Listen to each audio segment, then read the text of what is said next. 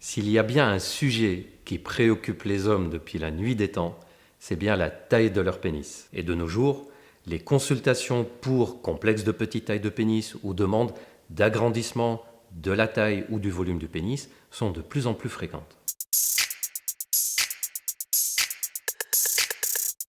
Il y a une technique qui a été adoptée par les médecins et qui est considérée comme étant la bonne technique pour mesurer le pénis. On utilise un ruban, pas une règle rigide.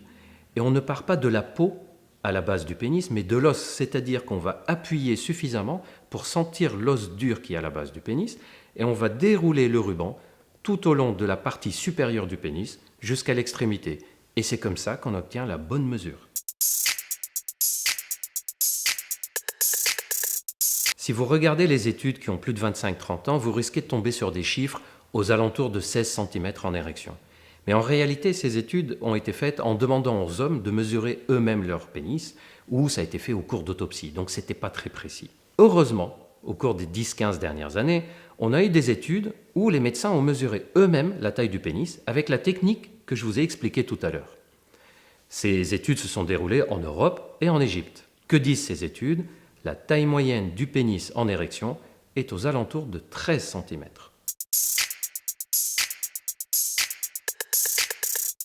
Vous avez sûrement déjà entendu des histoires qu'on peut deviner la taille du pénis selon la taille du nez, la taille du pied, la taille des doigts, la distance entre le pouce et l'index, etc., etc. En réalité, il n'y a aucune corrélation entre quoi que ce soit dans notre corps et la taille du pénis. En d'autres termes, on ne peut pas savoir la taille du pénis d'un homme tant qu'il est habillé. Il y a quand même une petite corrélation à connaître, même si elle est logique.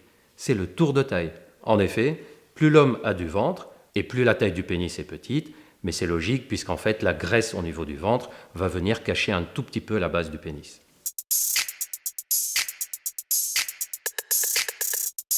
Et il y a très peu de corrélation entre la taille du pénis au repos et la taille du pénis en érection. C'est-à-dire qu'un pénis peut paraître de petite taille au repos alors qu'il est tout à fait normal en érection. Deux pénis peuvent avoir des tailles différentes au repos alors qu'ils ont la même taille en érection. En réalité, au repos, la taille du pénis dépend surtout de l'état de stress et de la température. Plus il fait froid, plus ça sera rétracté.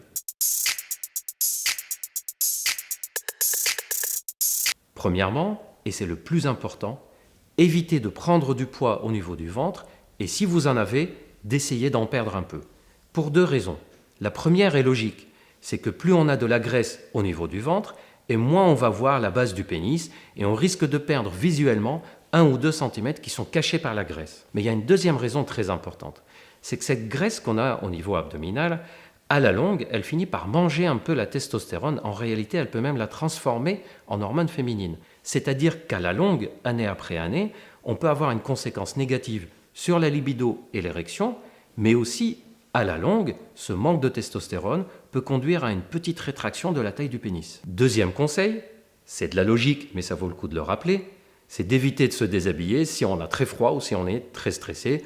En effet, le froid et le stress vont contracter les muscles qui entourent le pénis et ils vont le faire rentrer un tout petit peu et donner une illusion qu'il est de petite taille.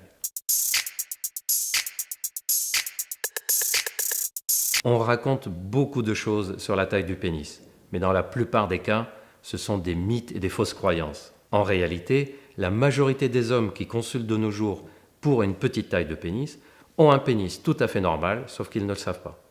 En tout cas, si vous aviez un doute là-dessus, maintenant vous savez comment mesurer et quelle est la taille moyenne.